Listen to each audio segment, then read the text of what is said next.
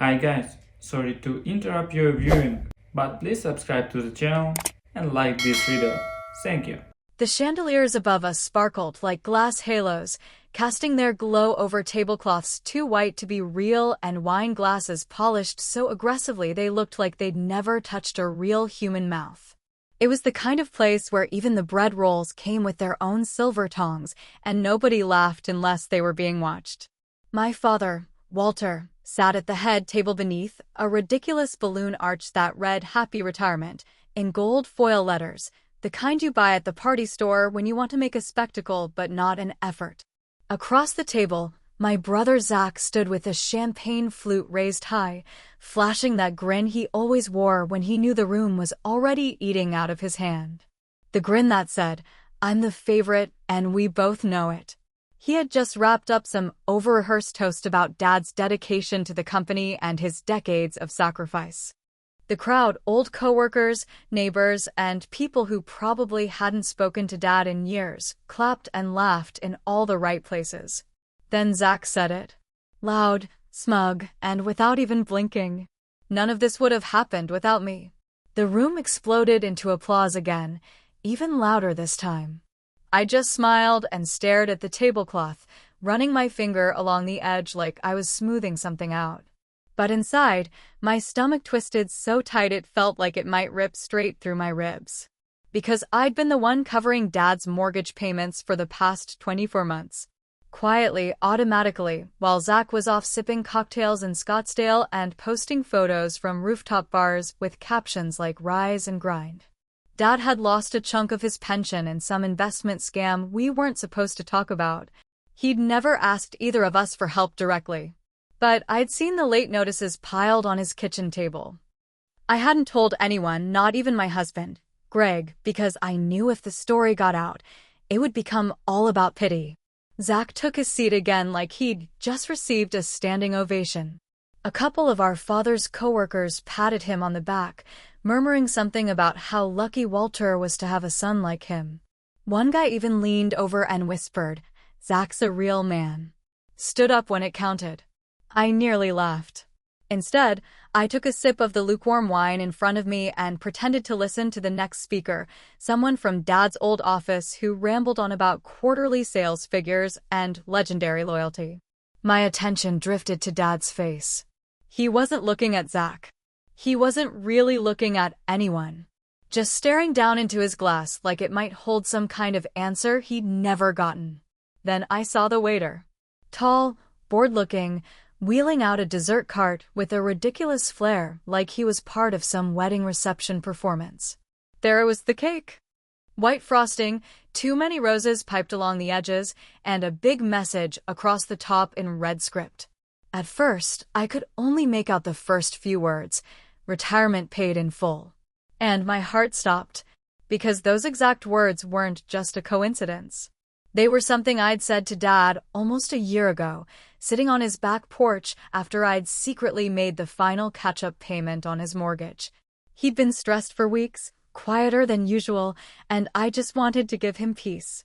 So I'd looked him in the eye and said, "It's paid in full, Dad. Retirement should feel like peace." We hadn't talked about it again. He never asked who paid, and I never told.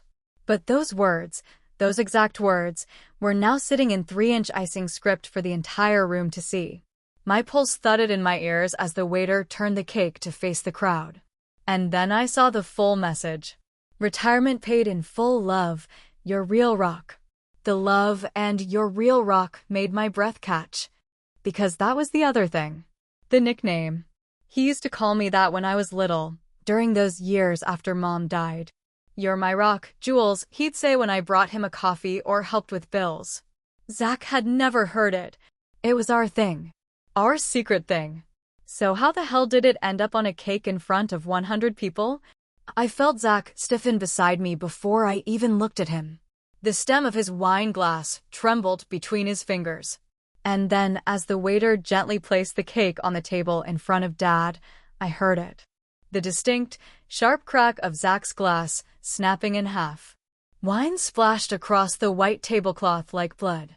And for the first time that night, no one clapped. 2 years ago, on a Tuesday that started with burnt toast and ended with 3 glasses of cheap white wine and a knot in my stomach the size of a grapefruit, I found a letter on my father's kitchen counter that changed everything. It wasn't opened yet, but the envelope was stamped in red ink and said something no daughter should ever have to see. Final notice, foreclosure imminent.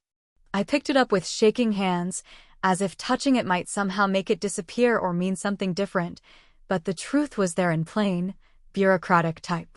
I remember looking over at him, hunched over his crossword puzzle like nothing was wrong, like his entire world wasn't about to get swallowed whole. He didn't say anything about it, didn't offer an explanation or an excuse. Just looked up at me and said, "Want coffee?" Like we were in a diner on a Sunday morning instead of standing at the edge of a financial cliff. Zach, naturally, was nowhere to be found. He had texted that morning from some rooftop bar in Cozumel, shirtless, smiling, skin-tanned like he had a personal son following him around, drink in one hand and a caption that read something like, "Earn this." I stared at it for a long moment, thumb hovering over the heart button, and then shut my phone off like it was some kind of weapon aimed directly at my sanity. I didn't ask questions. I didn't make a scene. I just drove home, poured myself a third glass of wine, and opened my laptop. And that night, I set up an automatic payment from my account to cover my father's mortgage. $1,100 a month, every month, like clockwork. No notes, no explanations. Just silence and a line item that grew heavier and heavier until it started to show up in my dreams. I told Greg it was a subscription to a freelance course I'd never signed up for. He raised an eyebrow, asked why I was suddenly so interested in graphic design, and I said something vague about side hustles and finding purpose. He didn't ask again. Maybe he didn't want to know, or maybe he was too busy trying to keep our own bills balanced. God knows we weren't swimming in luxury. I drove a 10-year-old sedan with a broken air vent, and I'd been reusing the same 3 work outfits for so long the dry cleaner started recognizing me by the scent of starch alone. I skipped dinners out, said no to vacations, and even passed on my 29th birthday trip to Savannah with my girlfriends. I remember sitting at home that weekend watching reruns of a home renovation show and thinking, well, at least Dad gets to keep his kitchen. And yes, for those doing the math, that would make me 31 now. Wait, no, actually 34. That doesn't really add up, does it? Whatever. The years blur together when your calendar is just bills and bank alerts. Anyway, the payments stacked up. Quietly. Steadily. I never missed one. Not when I had the flu, not when Greg lost a client and we had to cut corners on groceries, not even when I cried myself to sleep thinking maybe I should have just told Zach and let him handle it. But I didn't trust him to follow through, and honestly, I didn't trust myself not to explode if he said something like, "You're so dramatic, Julia. Dad'll figure it out." It wasn't until month 9 that I started to feel the cracks forming. I'd cut back on lunches at work, started taking on side gigs that ate into my weekends, and lied to my friends about being too busy to hang out. Meanwhile, Zach was posting photos from his newest apartment, high-rise downtown with a skyline view and a fridge that probably cost more than my car. He'd started using words like grind set and legacy in his captions, as if he'd pulled himself up by his own perfect, moisturized bootstraps. Dad never said anything about the money. Not once. Not a word. He just kept calling every Sunday to ask how I was doing, what the weather was like, and if I'd seen the news about whatever scandal was on the morning show. I'd always ask if he needed anything, and he'd always say, "Just hearing your voice is enough." But something in the way he said it always felt like a question I hadn't answered yet. Like he was waiting for me to bring it up, but he didn't want to be the one to break the surface. Then, last week, right before the party, I got a text. No name, no context. Just a photo attachment and the words, "Nice message on the cake." I opened it and saw the cake order receipt. Exact wording. Exact font. The same inside joke only Dad and I knew. Except the order didn't come from my email. Or my phone. And when I checked the sender's address, it was one I didn't recognize. That's when it hit me like a punch to the ribs. Someone else knew. Someone besides me and my father. And whoever they were, they wanted me to know it. There's a funny kind of rage that comes from being the one who actually shows up, while someone else gets handed the credit just for appearing well-dressed and 5 minutes late. It's not loud, not cinematic, not the kind of fury you see in courtroom dramas or country songs. It's quieter. It moves in the shadows, humming low like an old refrigerator, always there, always buzzing beneath the polite smiles and polite nods and the polite lies. That's the kind of rage I carried in my gut every time someone called Zach the good one, the steady one, the son Walter could always count on. Because here's what they didn't know. Zach left the moment our mother was lowered into the ground. He didn't say it out loud, of course, he's far too polished for that. But 3 days after the funeral, he packed his bags, kissed Dad on the cheek, and said something vague about needing space to grieve in his own way, which apparently meant flying to Denver with his girlfriend and going completely dark for 6 straight months. He didn't call. He didn't write. He didn't even send flowers on our mom's birthday the following year. Meanwhile, I stayed. I was the one who found Dad crying in the laundry room because he'd accidentally washed one of Mom's old scarves and the smell had faded. I was the one who walked him through how to make his first solo Thanksgiving dinner, even though he ended up burning the turkey and we ate mashed potatoes and frozen peas in silence, while the Macy's parade reruns flickered on the television. I was the one who sat through hours of insurance phone calls and estate paperwork and tried, somehow, to figure out how to live in a house that no longer had the sound of Mom humming while she chopped onions.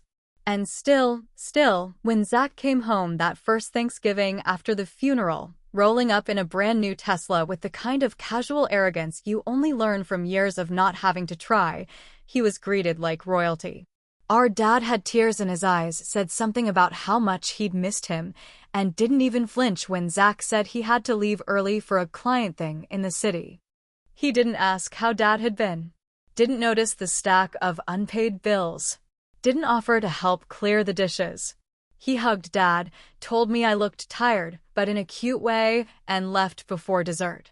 I remember standing at the sink that night, up to my elbows in lukewarm dishwater, while Dad quietly dried plates beside me. I wanted so badly to say something, to demand an apology on his behalf, to call Zach out for being the selfish little prince he'd always been. But Dad just shook his head like he could read my thoughts, said, "Let him have this one, Julia. He's still figuring things out." What he meant was, let him be the son in public even if you're the one doing the work. And so I did. I let him have it. I stayed quiet while he crafted the narrative, while he posted old photos of the 3 of us with captions like "family is everything," while he sent Dad Father's Day cards that said, "You're my role model," but never called to check in. And maybe that's the real cruelty of it all, not the silence, not the lies, but the way everyone seemed so eager to believe him. Because believing him meant the world still made sense. It meant that sons who wore expensive shoes and spoke confidently at dinner parties were obviously the ones who did the heavy lifting. But then came the cake. And with it, a crack in the story. I stared at that frosting message like it had teeth. Retirement paid in full, love, your real rock. That was a phrase too personal, too specific, to be some lucky guess. The inside joke went all the way back to when I was 7 years old and Dad lost his temper trying to assemble an IKEA bookshelf.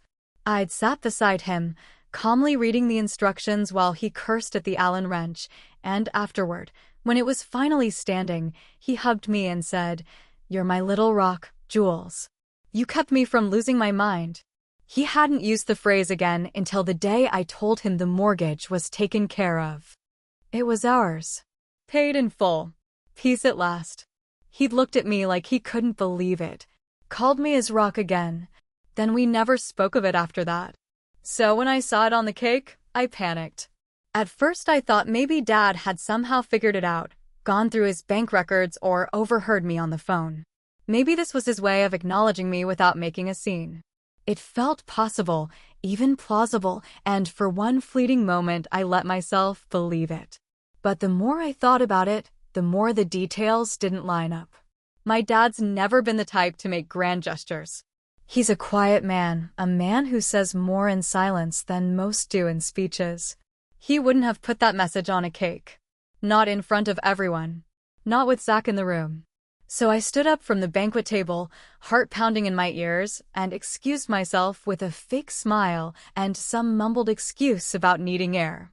I pushed through the kitchen doors and found the head waiter standing near a tray of empty wine glasses, tapping something into a tablet. I walked up, trying to sound calm. "Excuse me," I said, my voice too thin to be casual. "Can I ask who ordered the cake?"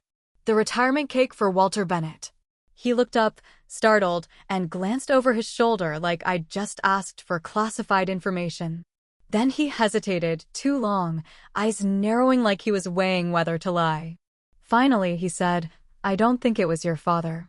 And that was all he gave me. Not a name. Not a hint.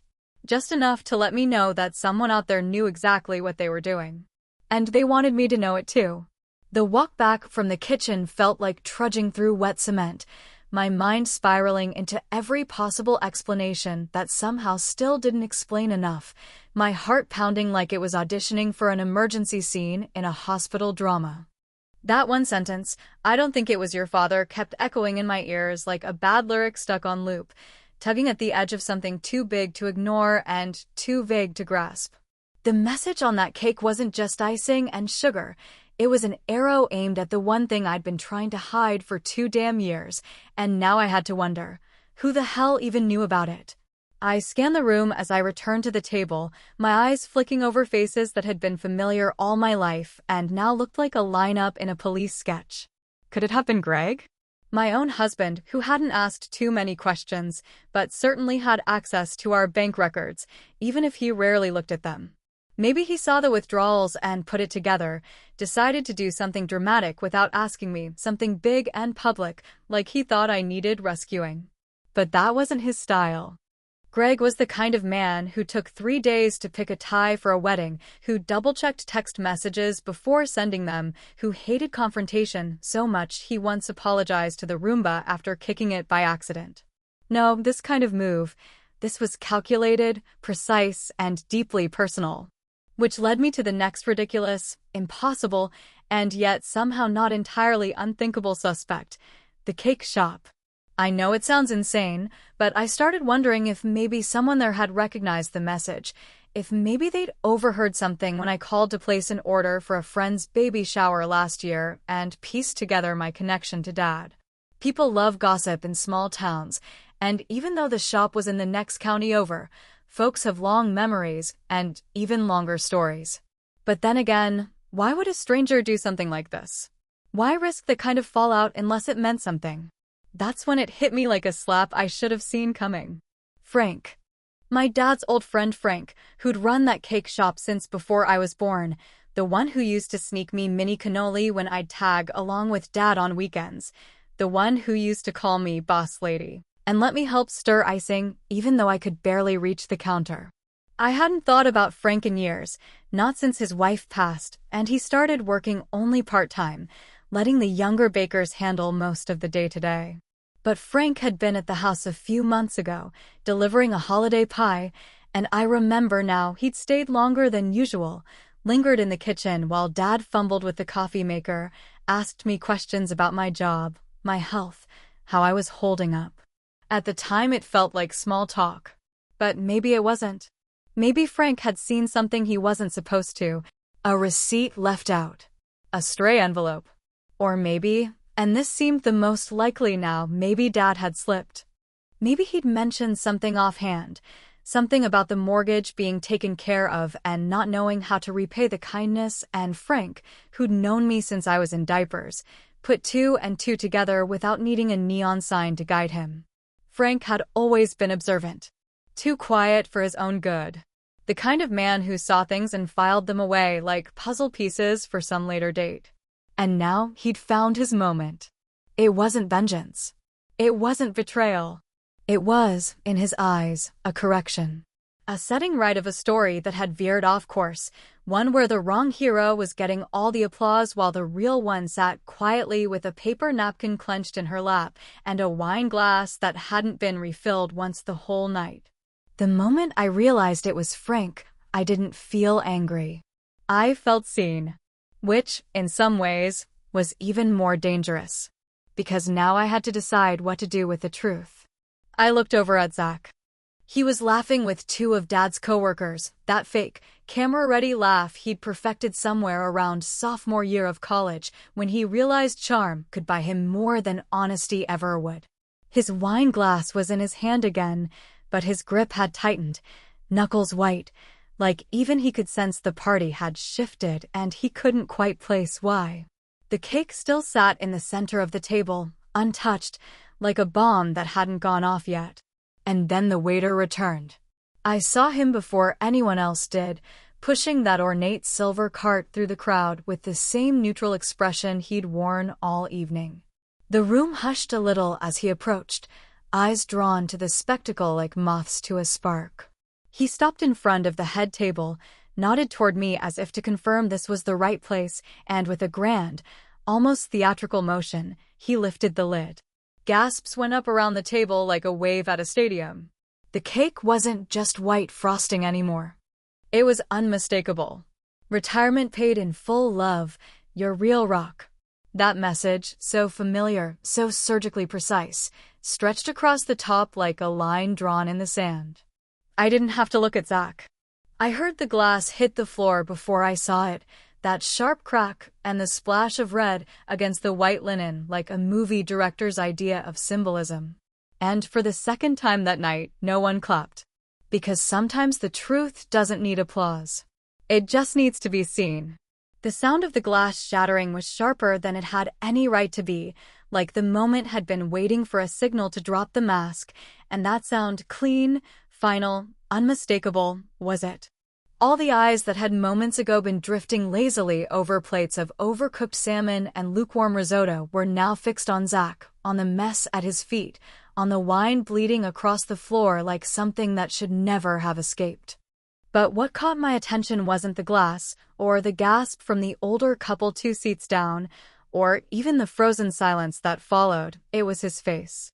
Zach's smile hadn't vanished entirely yet, but it was cracking, the way cheap laminate does when water seeps into the seams. He looked at the cake as if it had suddenly grown teeth, as if the message written in red frosting wasn't just a phrase, but a weapon, some ancient spell he hadn't prepared for. He was doing the math. I could see it, counting back through memories, emails, texts, anything that could explain how those exact words he didn't recognize, ended up center stage in a room full of people who worshipped the very image he'd built from scratch. Dad hadn't said a word. Not since the cake appeared. He hadn't even moved, his fork suspended halfway to his mouth, as though his body had forgotten it was supposed to continue functioning. His eyes scanned the message slowly, deliberately, like reading it too fast might set something off. Then he set his fork down, not with a clang, but gently, with that kind of quiet finality that you only hear from people who have been holding in too much for too long. Across the table, someone cleared their throat. The buzz of conversation hadn't returned. People were whispering, yes, leaning into each other with raised eyebrows and questions forming on their lips, but the full return of social comfort hadn't yet landed. Everyone was still watching. Watching Zach. Watching Dad. Watching me. For the first time in my life, I didn't rush to fix it.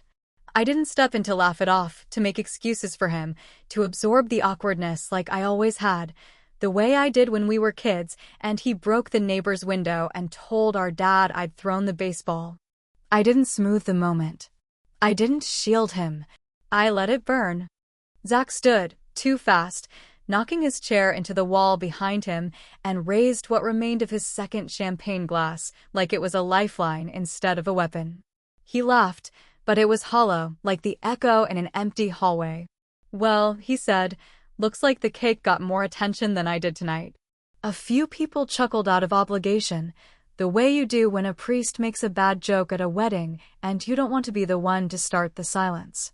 He tried to keep going, tried to regain his rhythm, talking about how proud he was of Dad, how honored he'd always been to be part of such a hardworking family, how everything good in his life could be traced back to Dad's example.